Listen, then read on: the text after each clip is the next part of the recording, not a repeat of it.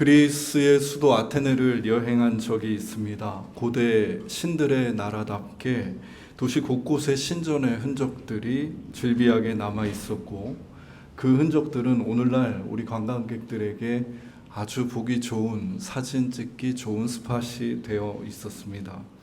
신전은 신의 위용을 나타내는 건축으로 화려하고 웅장하게 지어졌던 것으로 보입니다.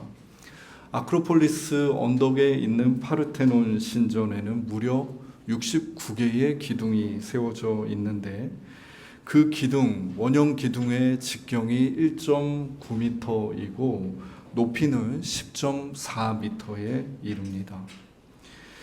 그 기둥 앞에 섰을 때 우리들의 1차적인 반응은 감탄인데, 감탄할 때의 자세는 그 높은 기둥을 올려다보고 고개를 뒤로 젖힌 상태입니다.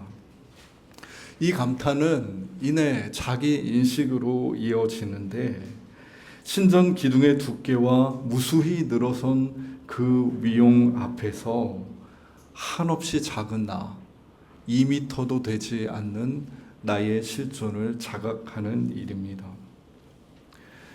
아크로폴리스 언덕 아래에는 이보다 더 큰 규모의 제우스 신전도 있습니다. 원형 기둥의 직경이 2m, 그리고 높이는 무려 17m에 이르는 정말 믿겨지지 않는 기둥들이 당시에는 무려 104개가 서 있었다고 합니다. 신전의 길이만 해도 110m, 폭이 43m인 이 건축물 앞에서 역시 인간은 매우 작고 겸손한 한 존재가 되어 신에게 머리를 조아리는 형국이 되고 맙니다. 다윗은 하나님을 위한 이러한 신전을 지어보고 싶었습니다. 든든하게 선 다윗성, 두로에서 가져온 백향목으로 지어진 궁에 사는 자신과는 달리 아직도 하나님을 상징하는 저 법궤는 천막 아래에 놓여 있었기 때문입니다. 다윗이 이러한 자신의 뜻을 당대의 선지자인 나단에게 말했을 때 나단은 흔쾌히 있는 마음 그대로 하라고 합니다. 자신의 왕위를 하나님이 주셨다는 것을 분명히 알고 있는 그 다윗의 인식은 매우 건강했고, 하나님 앞에 올곧게 선 상태에서 내린 결정은 합당하다고 느껴졌기 때문입니다. 그럼에도 그날 밤 하나님은 나단에게 나타나시어 이 계획을 보기 좋게 거절하십니다. 본문 5절과 6절 말씀입니다. 내가 나를 위하여 내 살집을 건축하겠느냐? 내가 이스라엘 자손을 애굽에서 인도하여 내던 날부터 오늘까지 집에 살지 아니하고 장막과 성막 안에서 다녔나니, 하나님은 이제껏 자신이 이스라엘 백성과 동행하는 동안 한 번도 성전에 있은 적이 없고 장막과 성막 안에 있었다고 말씀하십니다. 텐트 속에 계신 하나님 말입니다. 이집트에서 노예살이하던 이스라엘 백성들이 출애굽한 뒤 하나님이 그 백성들에게 주신 당신의 상징은 법궤였습니다. 그 법궤는 이스라엘 백성들이 이집트에서 보던 거대한 신전, 그리고 그 신상들과는 전혀 다른 모습을 가지고 있었습니다.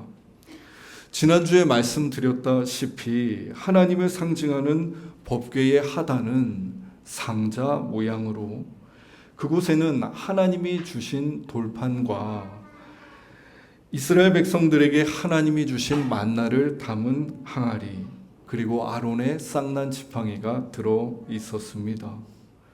법궤는 그 자체 모양의 형태로 인함이 아니라 그 안에 담긴 세 개의 상징물, 그 사물이 가진 이야기 속으로 이스라엘 백성들을 초대하고 있었습니다.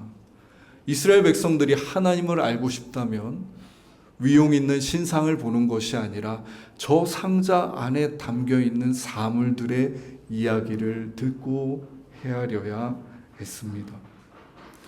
법궤의 상단을 덮은 판은 속죄판으로 천사 모양의 두 거룩이 서로 얼굴을 마주하고 날개를 편 상태로 있었다고 말씀드렸습니다. 이 상단의 핵심은 금박으로 덮여 있는 두 천사의 모습이 아니라 두 천사 사이에 놓여 있는 빈 공간이었습니다. 법궤 앞에서 이스라엘 백성들은 형상이 아니라 형상이 없는 빈 공간의 하나님을 상상하고 그려야 했습니다. 이처럼 이야기와 빈 공간을 통해 당신을 나타내신 하나님의 상징인 법궤에는 또 다른 특징이 하나가 있었는데, 그 법궤가 이동식으로 만들어졌다는 것입니다. 법궤 상자의 하단부에는 네 기퉁이와 중간에 금고리가 달려서 긴 막대기 채를 꼽아 레위인들이 그 법궤를 메고 이동할 수 있게 만들어져 있었습니다. 법궤가 이동형으로 만들어진 이유는 분명합니다. 본문 7절입니다. 이스라엘 자손과 더불어 다니는 모든 곳에서. 하나님은 이스라엘 자손들이 가는 길 그 모든 곳에서 더불어 가고자 하시는 신이셨습니다. 그분은 하늘 높은 곳에 계시지 않았습니다. 그 신은 이집트의 거대한 신전 속에 계시지도 않았습니다. 그 신은 특정한 자연물, 강물이나 산, 번개 속에 계시는 분도 아니었습니다. 이스라엘의 하나님은 이스라엘 백성들이 있는 그 곳에 함께 계시는 하나님이셨습니다. 광야 길을 갈 때면 광야에서 법궤가 앞서 행진했고, 강을 건널 때면 그 강을 법궤가 앞서 건너갔습니다. 또한 저들이 광야에서 진영을 치고 머물 때면 그 12진영 곁에 하나님의 법궤가 함께 머물며 법궤가 머무는 장막 텐트가 세워졌습니다.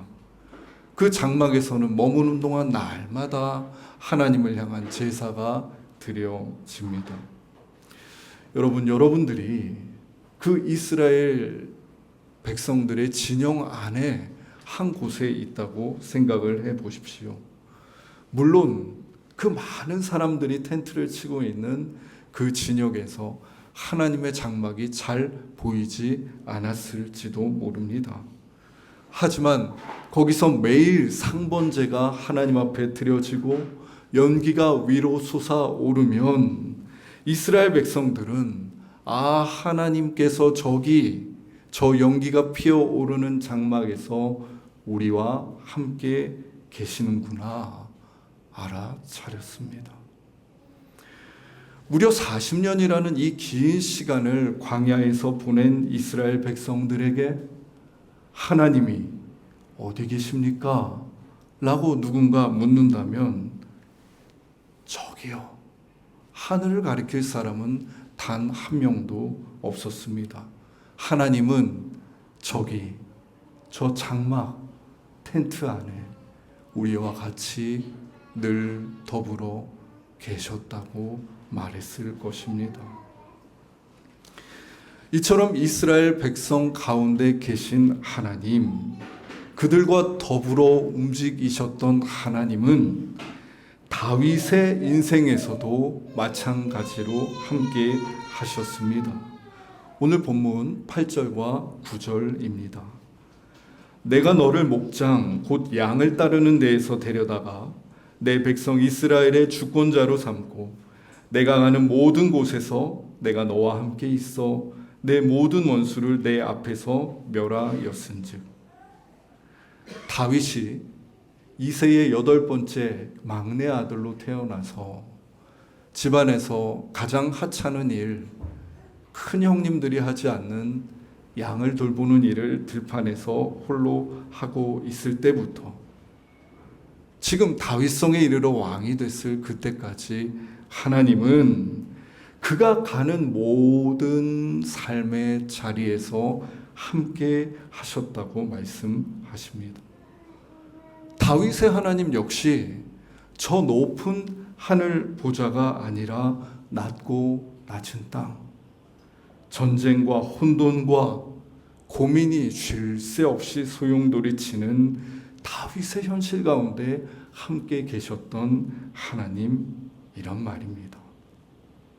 들판에서 양을 치다가 사자와 곰과 싸울 때, 들판의 고독 속에서 홀로 하나님을 노래할 때, 엘라 골짜기에서 골리앗과 싸울 때, 사울을 피해서 광야와 동굴을 이유를 알 수 없는 억울함으로 전전할 때, 블레셋 도시에 숨어서 생존하기 위해서 미친 척하며 침을 흘릴 때에도 하나님께서 그 모든 여정, 모든 곳에 다윗과 함께 계시며 그를 세우셨다는 말입니다. 하여 하나님은 당신을 위해서 거대한 성전을 건축하겠다는 다윗에게 오히려 주님께서 친히 너를 위하여 집을 지으시겠다는 이 놀라운 언약을 주십니다. 다윗의 왕위가 지금 이때뿐만 아니라 그의 집, 곧 그의 후대까지 견고하게 서도록 하나님이 그의 후손들과 인생들 위에 여러 모습으로 함께 계시며 그들의 하나님이 되시겠다는 언약입니다. 하늘의 하나님이 이와 같이 그들의 모든 인생과 순간 가운데 함께 계시겠다는 그 말보다 다윗에게 든든하고 힘이 되는 말은 없었을 것입니다. 하나님의 이 놀라운 언약을 들은 다윗은 하나님 앞에 엎드러집니다. 여러분, 하나님의 이런 언약을 받은 다윗에게 사람들이 찾아와서 하나님이 어디 계십니까? 라고 묻는다면 다윗이 무엇이라고 대답했겠습니까? 하나님은 내가 있는 그 들판에 계셨고 하나님은 내가 있는 이 다윗성에 계셨으며 하나님은 앞으로 우리 후손들의 인생 위에도 함께 그곳에 있겠다고 말씀하셨습니다. 여러분, 하나님의 위치는 너무나도 명확해집니다. 하나님은 당신이 사랑하는 사람들, 그들의 삶 가운데 살아 계시는 곳입니다. 하나님은 오늘 시편에 나오는 이 말씀처럼 때로 회초리로 그들의 죄를 다스리시고 또 그들이 길이 하나님과의 이 관계를 이어갈 수 있도록 사랑으로 그들을 지키십니다. 하여 우리가 하나님을 고백할 때는 추상적으로 고백하지 않고 아브라함의 하나님, 이삭의 하나님, 야곱의 하나님, 다윗의 하나님이라고 고백할 수 있는 것입니다. 구체적인 우리의 인생과 사건 안에 그 하나님이 함께 계셨기 때문에 가능한 칭호입니다. 오늘 우리가 읽은 복음서 본문을 읽다 보면 병든 자의 상태에 대해 묘사하는 부분이 나오는데 특히 55절에 침상째로 메고 예수님 앞에 나와야 하는 병자가 등장합니다.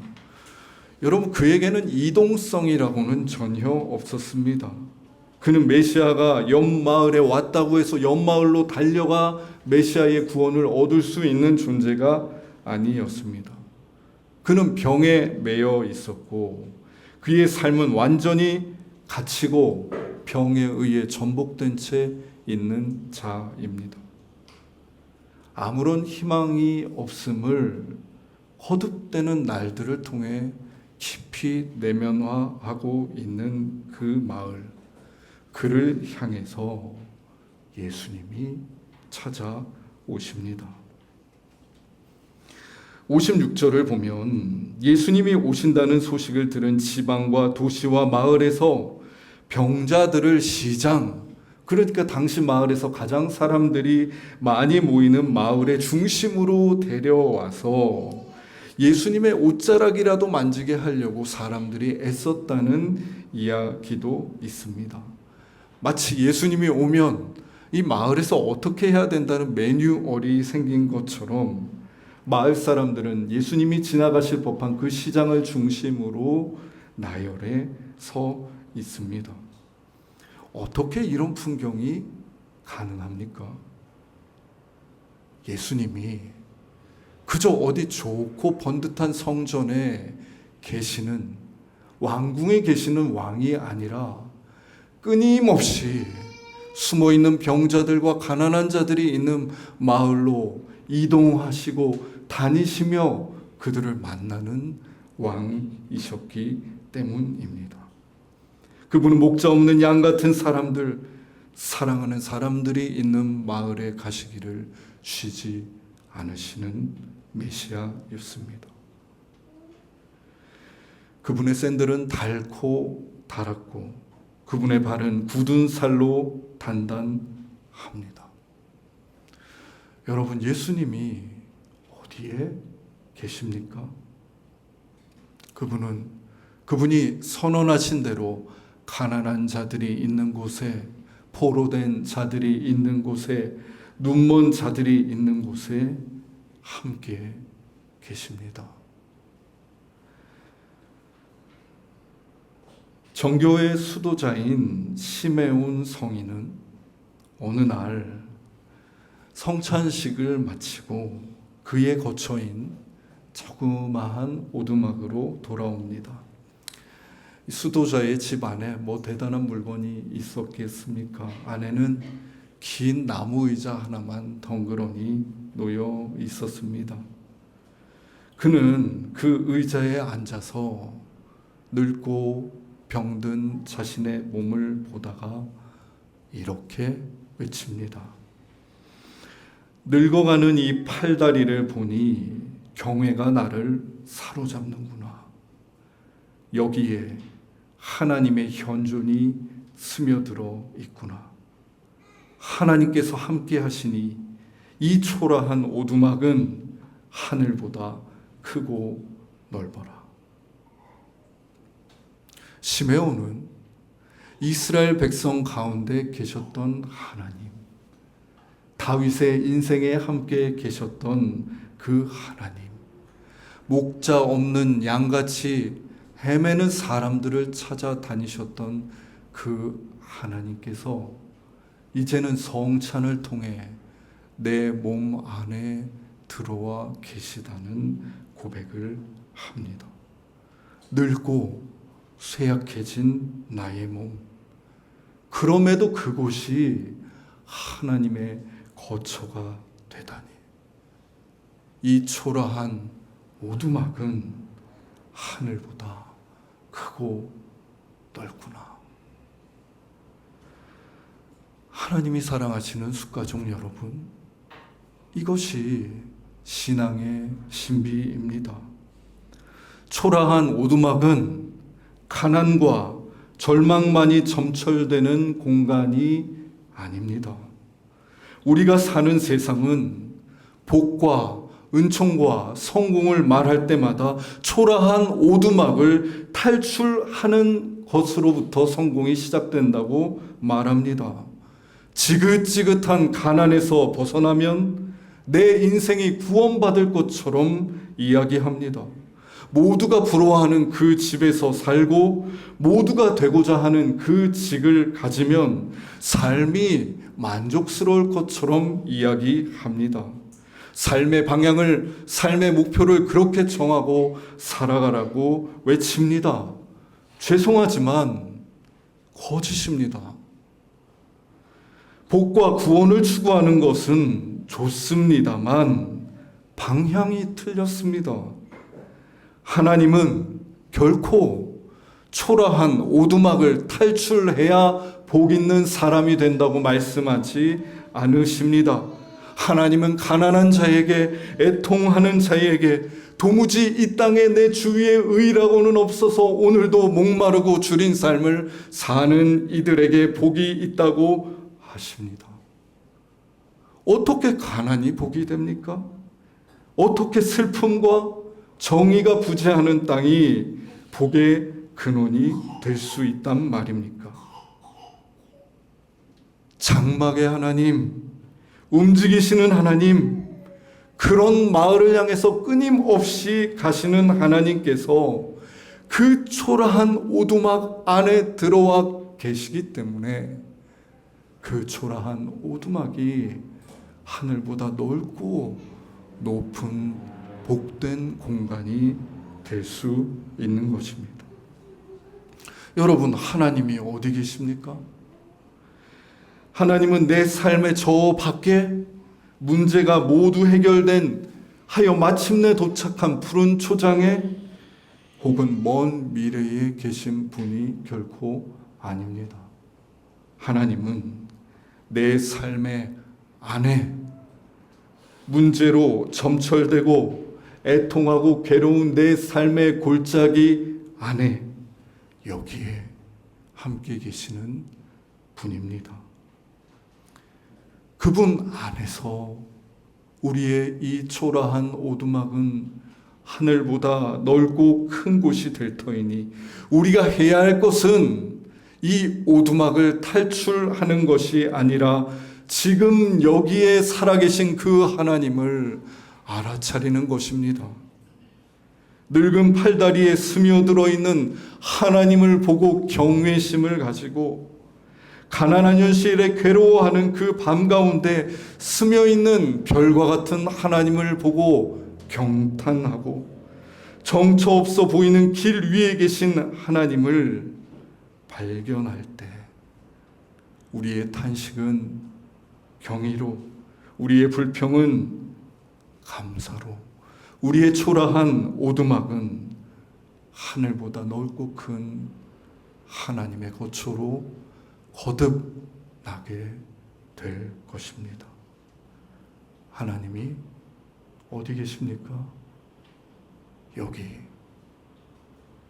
우리 삶의 한복판에 함께 계십니다. 기도하겠습니다. 주님, 우리가 엉뚱한 방식으로 하나님의 복과 은총을 누리려 하지 않게 해주십시오. 우리 안에 이미 스며들어 있는 세상의 삶에 대한 거짓말을 알아차리게 해주십시오. 다시 한번 어쩌면 너무나도 혁명적이고 받아들이기 힘든 당신의 한 말씀을 마주하게 해주십시오. 하나님의 복은 초라한 오두막을 탈출함으로 주어지는 것이 아니라 그 안에 이미 함께 하고 계심을, 주님, 우리가 맑은 영으로 성령의 깨우심 가운데 알아차리게 하여 주십시오. 하여 저 시메온 성인의 고백처럼 늙고 낡고 초라한 오두막 우리의 인생에 하나님이 함께 하시니 오늘 하루도 놀랍고 경이롭습니다. 당신을 향한 고백이 우리에게서 쉼 없게 하여 주십시오. 예수님의 이름으로 기도드립니다.